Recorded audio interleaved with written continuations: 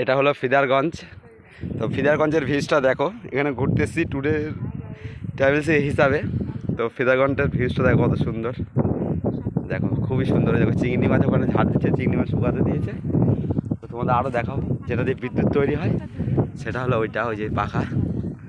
এখানকার খুব সুন্দর এটাই পাখাটা। তো দেখতে পাচ্ছ পাখাটা খুবই সুন্দর।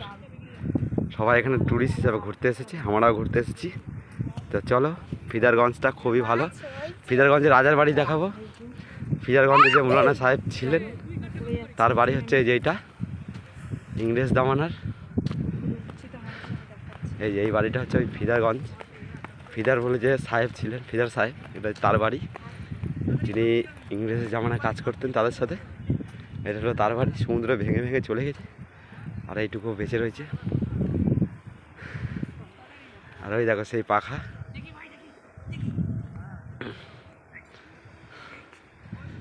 তো দেখো যে ফিদার সাহেবের বাড়ি।